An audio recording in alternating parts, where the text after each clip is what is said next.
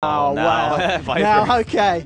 You don't want to pick it into that, or if you do, you're going to have some fairly big kahoonies, but Viper is going to be the pickup.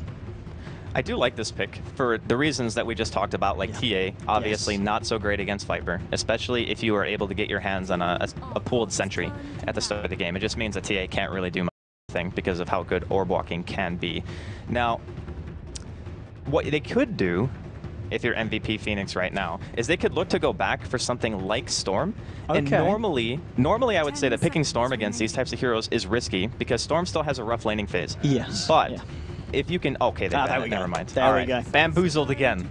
Okay, so Archon I was on top of this, yeah. The only reason I think the Storm is banned is because if you assume that they're going to try to stop the Storm like before the Undying in the off lane, that just means your Undying is going to get a lot, right? Because ideally, Team Archon can only pressure one lane at once if you're MVP.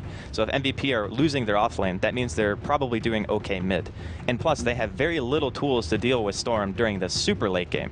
So once he gets like a BKB, for example, then they only have Curse, and then they have Tuskar Punch, which you don't really want to have to do both of those on a BKB hero. But of course, Archon, they're ahead of us a little bit here. They took it out. I'm trying to what do you go for here for this final pick for Phoenix? It's a little bit rough. I mean, if they're comfortable with TA, you could probably still get away with it. But it's going to be a very, very difficult matchup with the Viper, especially considering like during the mid game, you're also going to have Winter Wyvern, Arctic Burn eats through Refraction as well. Like it's. What I know again, it's not great against the Scarif, but there are a fair few heroes that aren't going to be. But what about the Puck? Puck's actually not bad. Puck can avoid a lot of incoming damage here. The only problem with him is that during teamfights, if he gets silenced, it's a PA. Okay, so they're gonna guess that one. They're gonna get a little bit of a lane switch here, I think. Okay. So I'm assuming it's either gonna be one of two things. It's gonna be a dual lane mid, or the PA is gonna go mid, or it's gonna be gyro mid. Like those are pretty much the choices that MVP have right now. Yeah, so I mean, so why the PA in this situation? PA is really good against Team Archon as soon as BKB is out, because their heroes actually have almost no physical damage output, and the one hero that doesn't want to transition into MKB. Now he can go for Silver Edge, right? But that's going to have to be his item, because otherwise evasion decimates Team Archon right now. Like what right click do they have? They have Viper and Tusk, but that's not going to be enough to kill a PA. I mean, an LC. Oh, this is welcome to TI 2015, ladies and gentlemen. We're having a bit of a fun here, fun time. Korok, Legion's going to be the final call. Again, well, you're still going to get credit if you duel that the old PA. But what do we reckon? If the Legion Commander Silver Edges PA and then duels, it's a pretty easy duel win. Yes. And it's not as if MVP Phoenix have a lot of disables. Now they have Witch Doctor Cask, but that's pretty much it. They're not going to really be able to stop the duel from Korok, at least in a way that would make him not be able to deal enough damage to kill, right? So then you're going to also have Winter Wyvern, who has great range. The Skywrath Legion Commander combo is something that we've actually seen quite a few times in the past, right? Like before the Flare nerfs. But because duel lasts a minimum of, I think, 4 seconds, maybe it's 4.5 at level 1, but you always get the full duration of the Flare, no matter what. So it just makes sure that you can utilize that ulti and make sure you get the kills. And against a hero like PA, who has pretty low strength prior to BKB, that combo is going to kill him every time. Exactly. I think that was something that I was going to point on as well. The early laning stage, and we're going to see March heading straight out here to the top lane to get some wards out into the dire jungle. But as you said, if they're able to crush the lanes, you know, Archon are able to get to a point where they're doing really well. PA hasn't managed to get something like a BKB online. They're going to be able to potentially continue to snowball the game, and that was quite literally as well with the Tusk being picked up as well. And Archon are actually going to go for a straight 5-man smoke up here from the base.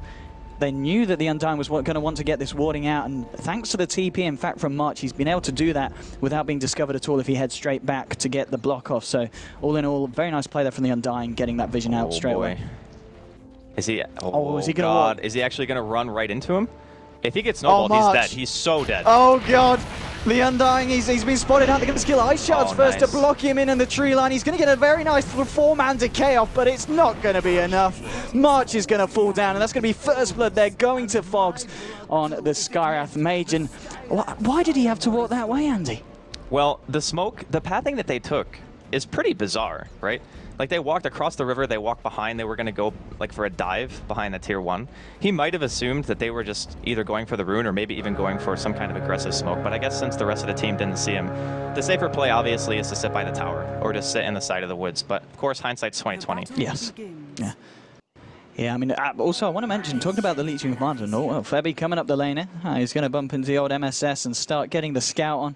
We'll see how much Febby wants to try and prioritize sniping the courier. I mean, they're going to know he's there. The Tusker spotted it out, so they're not going to send the courier out. He's actually just walked into tower range. Okay. So they certainly know the bounty's there.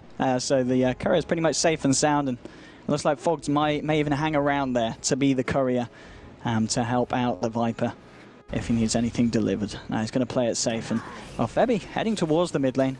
Maybe seeing if he can get a bit of harassment down onto Ush.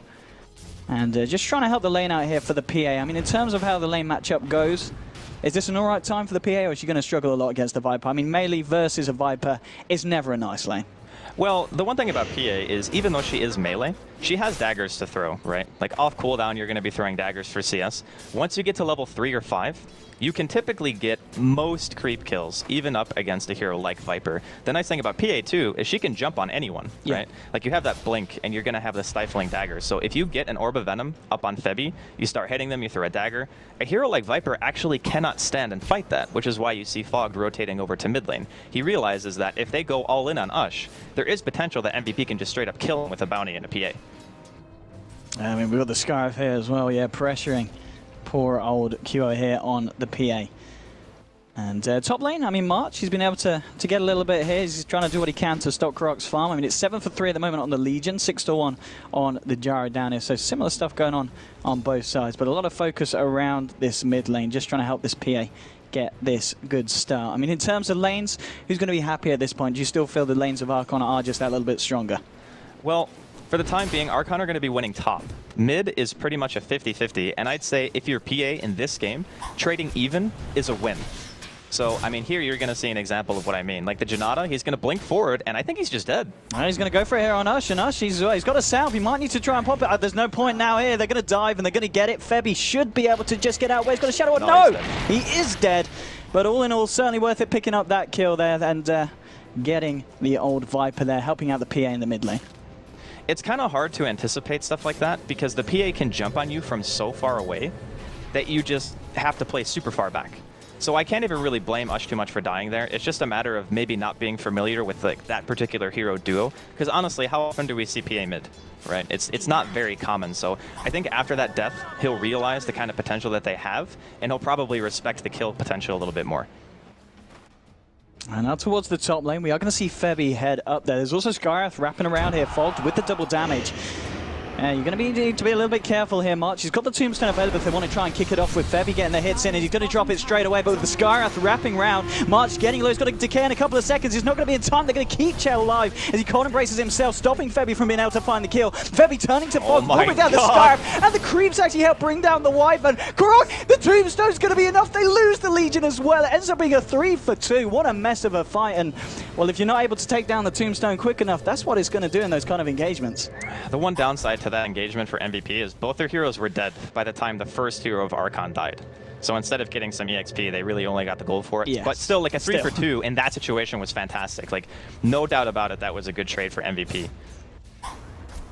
I do a lot of chaos so far in that top lane. They're going to head back here. We're seeing both the supports, the Scarf as well, hanging around Korok now, letting Viper have a bit of a free farm time here. In the mid lane, PA, though, with a 19 for 6. She's winning, man. She's having a great time thanks to that kill that Febby was able to help her get in that situation. I mean, how's the bottom lane looking? We've not really talked much about this bottom lane here with KP and Nuts up against this off-lane Tusk. I mean, MSS so far is hit level 3.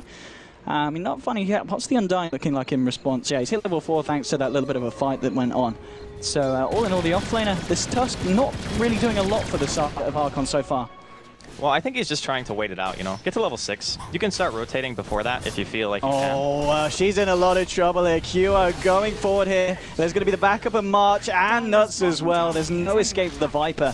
That's going to be another kill on this Viper in the mid lane. Now, Viper, of course, one of those heroes, if you do shut him down early, he's not the best comeback king. No, definitely not. Viper is maybe one of the worst heroes to play from behind because he's typically the team mech carrier as well. Yeah. You pick that hero for 2 reasons. I want to dominate my lane, and I want to get to mech so we can start doing some 5-man Dota. Like, Archon has pretty good 5-man, I would say, especially once their Skywrath hits 6 and you have that combo with the Legion Commander duel into the Mystic Flare.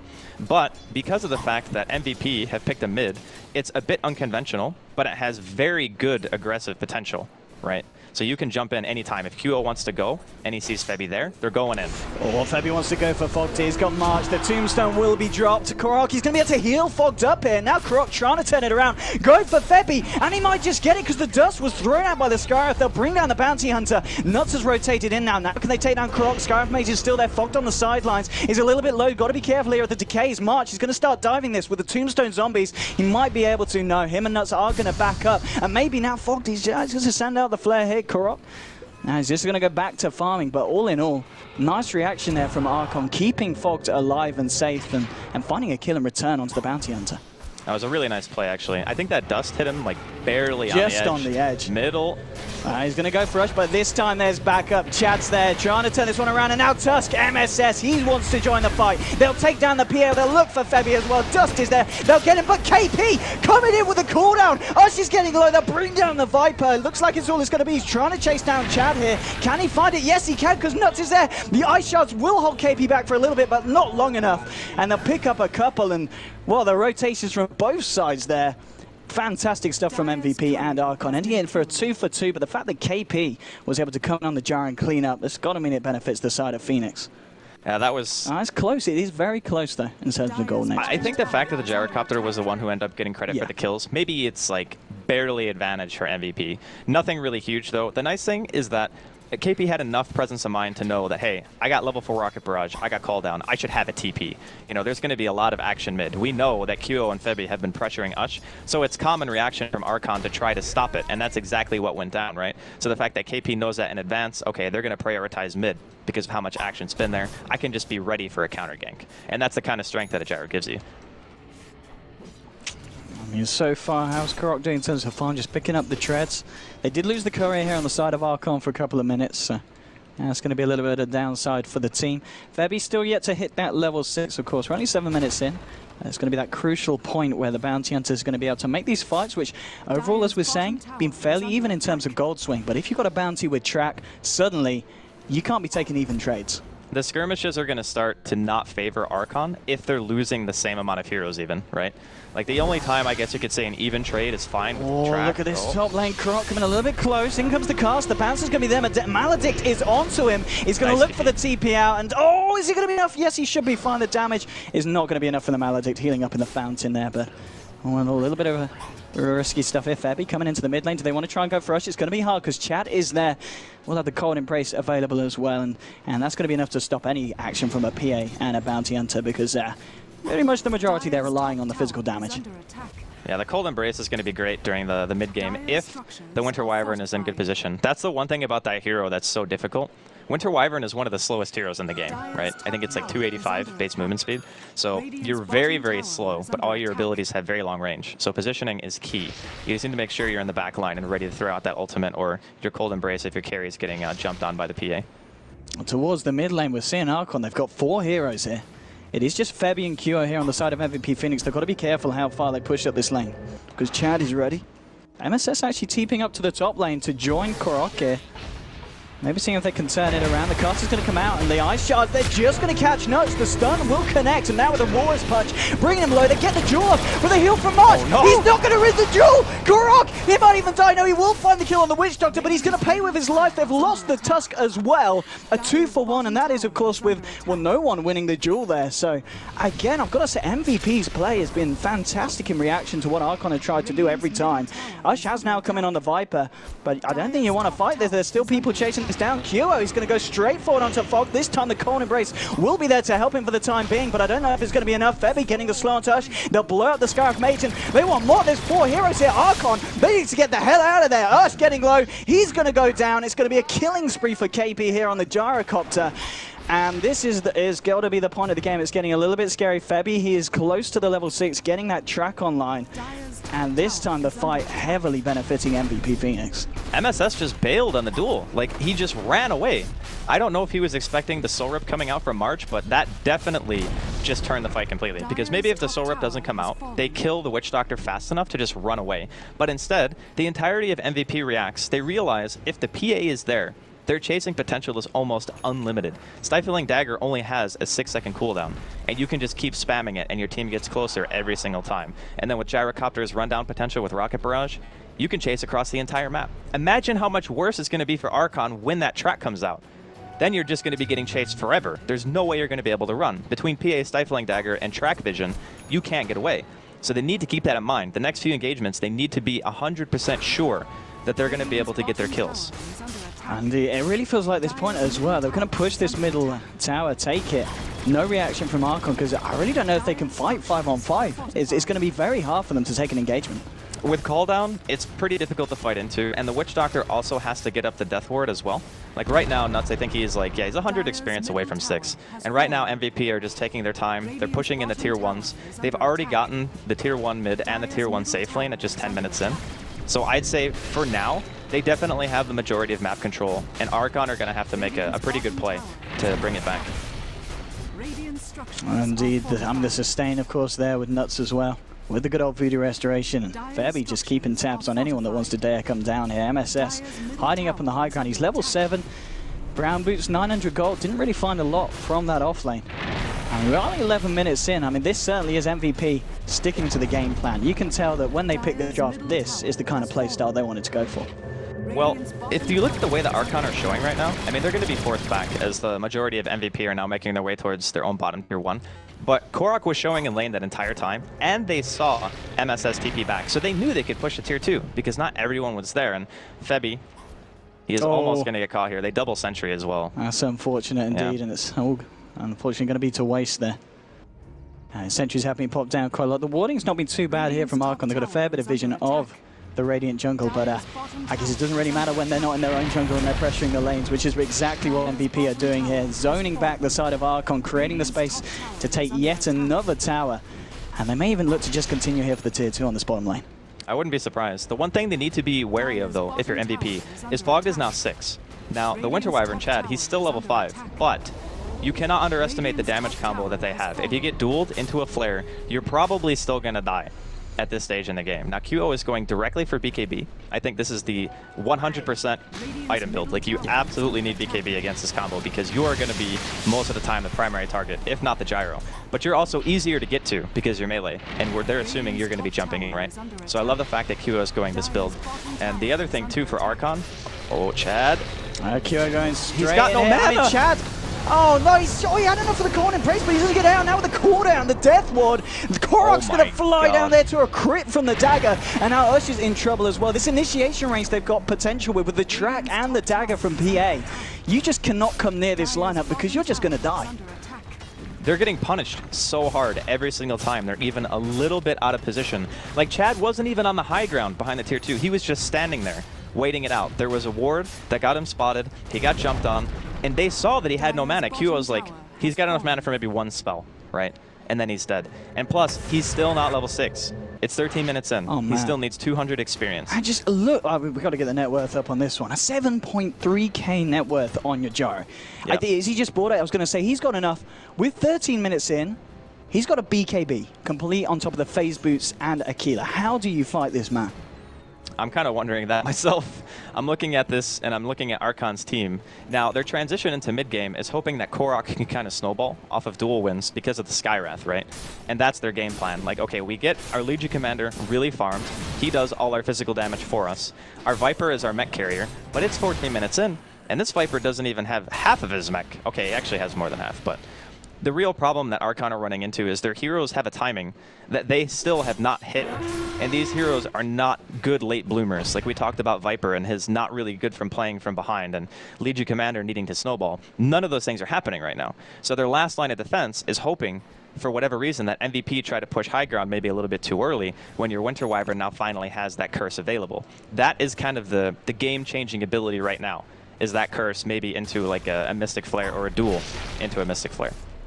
And this is a very nice bit of warning here, of course, from Phoenix. They can see exactly this from MSS and Chad going in. It's going to be, it just feels very hard for the side of Archon to do much at the moment. Let's have a look at the actual graphs, in fact. What kind of differences are we seeing? XP, not so much, because we've seen he's been continuing to farm here to keep the pace up, but it's the net worth that really shows. Coming up to 10k, 14 minutes in, thanks to these towers and the kills that they've managed to find. And now the track kills as well. We saw a couple in that fight down there early on. Korok is coming up to 2.1k gold. I mean, the question is, does he still go for a Blink Dagger? At this point, the Blink Initiation isn't going to do that much for you. You need to think about building something that's going to help you sustain like a BKB. I think Blink might be one of the only options just because how else are they going to be able to catch anyone? Like, how do you start the fight? But there always is a 5. How do you jump into that? But this is, when you have to ask these questions, that's when you have to say to yourself, they're just so far behind. Because it's not just one item that's going to win it for you, right? You need like minimum 2 or 3. And it's 15 minutes in and you don't have an outer tier tower left. Like, your map control is just gone. And MVP have also placed aggressive wards inside of the woods of Archon as well. And they can still go back and try to do Roshan. Now, if Archon aren't defending a tier 2, there's no way they're going to fight Rosh. Like, they just realize how far behind they actually are, and MSS is going to get caught here. Indeed, the missile's coming through as well. He's going to have the snowball here to maybe try and do something in response, but you're not killing anyone. Nuts is here with the Voodoo Restoration, and he's going to get the Walrus Punch onto QI. Now with the Winter's Curse, trying to do this, but he just takes no damage. A couple of slaps to the man, but they've already got the Voodoo Restoration on, so the physical damage that Chad's trying to turn on themselves isn't doing anything. He's going to get Cold Embrace himself, but there's the Rocket Barrage, there's the cooldown. Your Cold Embrace isn't going to help you against that magical damage. They lose 2 heroes on Archon. They can't do anything against the lineup of MVP. And it's starting to look a little bit one-sided here, Andy. They know their timing so well. MVP had a perfect idea throughout this entire game of what they could get away with at what particular point in time. Like, they TP every hero top to save a Witch Doctor because they know, I mean, the Witch Doctor still died, but they got the tower, and they know that they can just chase forever. And Archon, because of the fact that they put that Viper mid, like, sure, he's got a lot of CS, but the PA is a much bigger problem right now than the Viper, if you look at each hero respectively. Because QO has BKB now. He can just jump on whoever the hell he wants. Doesn't matter. They don't have a Silver Edge. They don't have any way of bypassing evasion. Look, they're looking for a player that, I mean, maybe this is the player, desperation play. They've got to try and find some. They're smoking up, moving towards the pit. Chad has gone in. They know they're taking Roshan. Can they do anything about this? But no, KP gets off the corner, pops the BKB. Korok will get a successful duel here onto the Witch Doctor, but KP now on a mega kill streak. He's still fighting in the pit. They'll get the Viper Strike onto KP, but it doesn't matter because March and Q are joining forces to take down the Tusk, and now they just turn onto us. She's trying to desperately do something, sitting there, slapping away at QO. It doesn't matter. The PA is poisoned up, but he's still going to live there. 4 heroes dying on the side of Archon. They only lose the Witch. I'll make that 5. It's a triple kill for QO, 20-9. What are you going to do as Archon at this point? This really couldn't get any worse for the side. I think if they had Winter's Curse for that, it could have been a little bit different, because Chad goes and he buys himself a little bit of time by casting Cold Embrace on himself to try to go for an Aegis steal, but KP was just on top of it. Like, he got it immediately, and I'm pretty sure Chad might have even died before the Gyrocopter went down anyway, so yeah. I understand why you fight that as Archon, because you're looking at it in the sense that if we can't win a fight and try to get something big back, then there's like very little chance we're going to be able to get map control any other way. Like, we have to fight at Roshan because that's our best odds outside of fighting at a tier 3. The only problem is the fight was pretty catastrophic. Like, they didn't kill anyone. At the least. They got the Aegis, but that's not, like, a 5-man wipe for an Aegis when you're already behind. It's not a worthwhile trade. There we go. They are coming into the jungle. Oh, they're going to try and kick anything off. Febby scouting this out. We're going to note that Febby, 18 minutes in, he's got Guardian Greaves complete. They're just blinking away now as well. They really don't. They're terrified of QO. I think he just wants to go. So. Yep. He's just going to jump straight in, going on to Fogtier. And with the Ice Shards, they're creating that physical barrier. And now QO's just going to chase it down. There'll be the Walrus Punch that will, of course, go for the Magic Immunity. Doesn't matter. QO finds the Scarf. He's going to look for Korok. They're jumping for. They're going to have the Cold Embrace. But again, the damage is just too much there with the Magicals flying through. Everyone's been tracked up. Archon, they're trying to get themselves back to the base. Q are held in place, in fact, by the Winter's Curse. Maybe they can... No, the Soul Rip. And he blinks away. No one dying on the side of MVP. Archon, they're 2 heroes down. And Walrus punching a zombie out of frustration there, MSS, because at this point, well, I think your options are incredibly limited. If your options are try to defend your high ground. Yeah. Those are your options. You're not going to be smoking if MVP is right outside of your base. So you have to sit here, you have to wait for MVP to maybe overextend. The crazy part about QO right now is that a lot of PAs will go 4-1-4, right? They'll max out their evasion. But QO, realizing how far ahead they actually are, has just max blink. Like, he just wants the most chase potential that he can get, realizing that that track gold is going to put his team incredibly far ahead. Now, Archon showing right now that they do have very good spam. They can push MVP back, even in a situation where I would say pretty much every early game engagement, barring finding March inside of the woods and maybe getting like 1 or 2 counter kills in top lane, it's just been all MVP. Like, they've just won every single team fight. And there we go, Tombstone's dropped. They're ready to fight, and I don't know if Archon are. They're going to throw the ice shards onto Kyo, but Kyo again just Phantom striking back out. We'll be able to take down the Tombstone. And that might hold MVP off for the time being. But, I mean, still, what's this time going to buy you? MVP are just going to look to clear up the dire jungle, continue to find the farm, continue to keep themselves on top of Archon. Looking at the grass now, it's starting to look a little bit more horrific if you are an Archon fanboy or girl. It's 10k lead in terms of XP. Gold-wise, it's almost coming up to the 20,000 net worth difference between the teams. I'm thinking right now, Archon's options, like, if MVP continue assuming full map control, like sitting inside of your own woods and farming, the best play typically is to run to the opposite side of the map, which is basically what Archon are doing right now, and they can try to farm the enemy woods. But, like, they're kind of lacking in vision at the moment.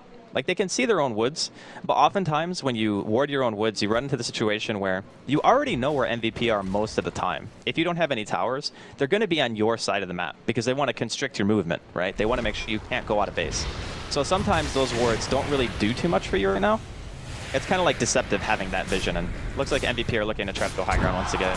And yeah, Sora from the Tombstone trying to buy his certain time here, which is going to be a takedown. That's a nice Winter's Curse in. Here's the combo with the Scarf, but he's not enough. Creo, he gets the BKB off, and he's Glimmer Caped up as well, going straight in onto Fog. They'll take down one, and look at it go! The Death Mod is destroying them all! Korok's going to fall as well. Viper will buy back, and he is there in the fight, but he's being tracked up, and I think this could be us dying again for the second time in this team fight. He certainly will. There'll be a buyback from the Winter Wyvern. It doesn't matter. GG is called and ends with a triple kill here for QO.